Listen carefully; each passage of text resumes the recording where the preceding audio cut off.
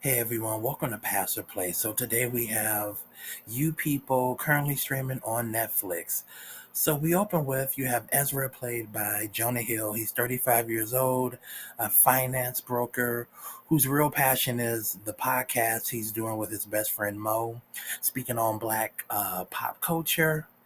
And he ends up meeting Amira, who's played by Laura London, a costume designer, in a mistaken identity of, I thought you were my Uber driver. And even though not all black people look alike, Amira does actually end up looking like the Uber driver Ezra was waiting for. And this happenstance encounter turns into a first date and then love. And then to after 6 months of dating, to Ezra asking Amira, "Will you marry me?" And now let's meet each other's family. I will say Jonah Hill and Laura London, they do have chemistry, and their characters in this film were either looking for love or trying to move on from a previous relationship and literally kind of meeting each other in that kind of like transition where I want to, yes, they're one race and the one's the other race, but in some instances, say opposites attract. Sometimes when you're looking for something different, you will end up kind of maybe going outside of the box of what you normally date. So if you normally date, all African American men, well, maybe you'll try to date a different race. If you're Jewish and you primarily, your mom's trying to hook you up with other Jewish women all the time, well, maybe you're like, let me try a woman from a different race or whatever. You kind of go outside your comfort zone. You're willing to try something quote unquote different.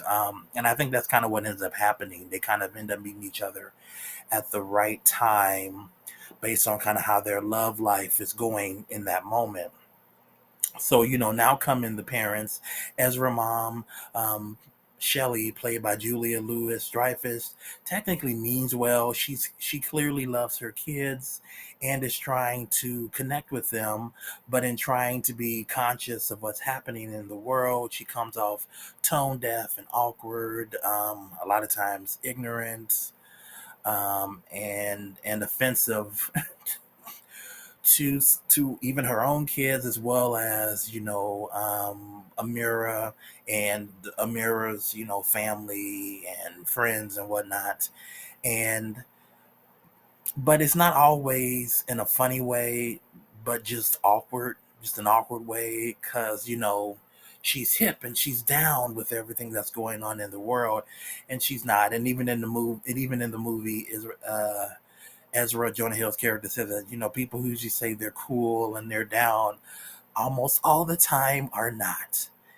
And though when Arnold, who is the dad of Ezra, played by David Duchovny, breaks out singing "Ordinary People" by John Legend with his interpretive speech performance, was funny to me. It's like, we're just ordinary people. We know which way to go, go, go. People. He's just playing on the piano, but I thought that scene was really funny. And the sister, Liza of Jonah Hill's like, what is happening right now?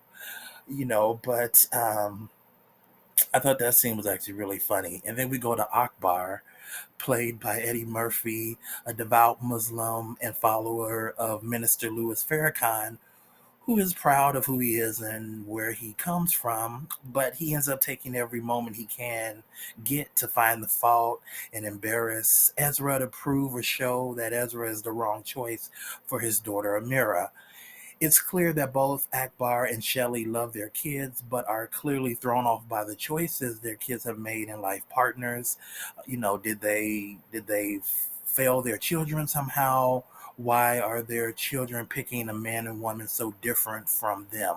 I mean, at the end of the day, you may love your mom, you may love your dad, but you're not necessarily trying to date an exact copy or duplicate of said parent. You may want said man or woman to have qualities that maybe my mom has, or qualities that maybe your dad has, but you're not like trying to date the exact copy. So, I mean, a mirror can maybe see qualities that Akbar, Eddie Murphy character has, and she can see some of those qualities in Ezra, but she's not necessarily trying to date a man who's exactly like her father, and vice versa for Ezra, or honestly, people in real life. I don't know, because then it just gets kind of weird.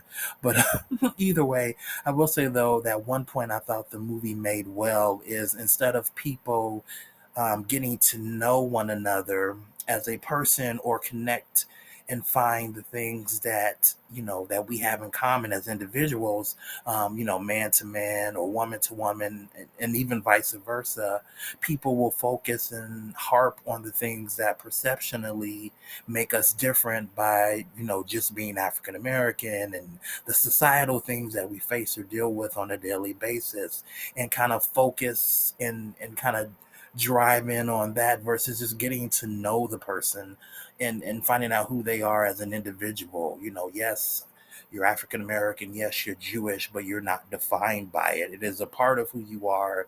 It doesn't wholly encompass your existence in the world, even though a lot of people will focus on those things, because of that. Now, like the scene with Amira and Shelley in the spa, where the other white woman, Caucasian woman, works there and is coming in for work.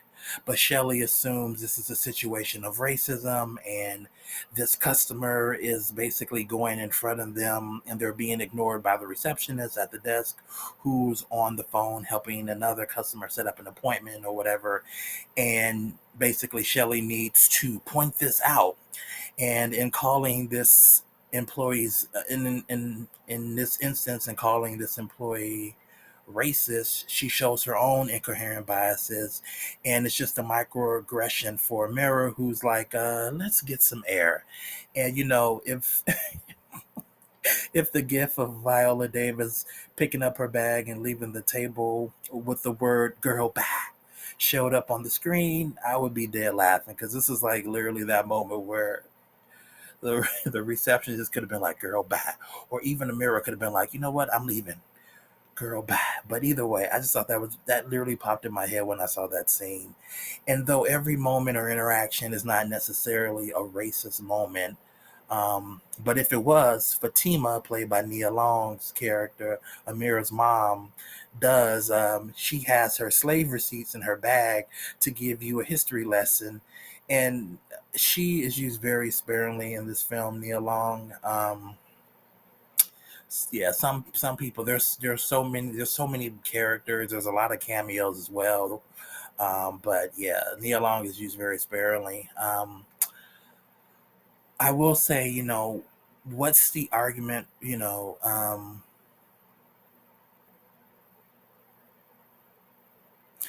Yeah, I will say that there is no competition or point to be had in comparing atrocities to one another.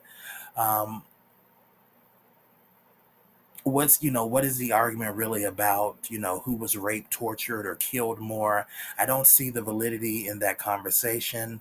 Um, that's my 2 cents on that. But there are funny moments throughout, but the overall focus on the film feels very one note, with the point, being you people. And in some instances, Kenya shoots the film to me in a documentary style, where when the characters are talking to each other, I feel like they're talking at the audience, rather than to us, by us seeing these characters' lives and kind of incorporating the insight through those conversations and through the characters. It's like they're talking at you and not to you, as you kind of see the lives of these characters unfold. Um, I feel the film is very much like Julia Louis-Dreyfus' character, where it's trying too hard to be hip for its own good. There's this point where they talk about Drake going back and forth between Ezra's character and his best friend Mo, where they mentioned Drake so much. I'm like, is he an executive producer on this film? And nothing, I have nothing against Drake. I like his music. He is half African American. His mother is Jewish. But I was just like, okay. And I will say, for all the talent of actors in this film, the script itself doesn't bring anything new to the conversation. Um, it's another guess who's coming to dinner slash meets the parents film. The line "you people" is never actually used in the film, unlike Tropic Thunder, which is where it was used very funny. That movie is hilarious, but probably couldn't get made in today's climate. The screenplay by Kenya Barris and Jonah Hill tries to navigate the conversation in a funny, thought-provoking way, and they pull it off somewhat here and there in moments of the film, but ultimately the film overall falls flat, and that is sad. With actors like Eddie Murphy, Julia Louis-Dreyfus, and so on, all the comedians. And just comedic actors that you have in this film. Again, in the cameos, Alone. It's a streaming film, so if you have Netflix, go watch the film for yourself. Comedy and art is subjective to who's watching it. So what I would tell you to do with your Netflix subscription is press play. Maybe the film will reach people on a level than just talking to them about the subject matter of race, will. And either way, I hope something good does come out of the film, as far as the overall conversation people may have because of watching it. Yay for some positive optimism. But either way, I don't have much more to say about this film. I do think I think that it works. I wish Eddie Murphy maybe would, I don't know, maybe, I don't know, did they go off script? Did they do more ad lib stuff?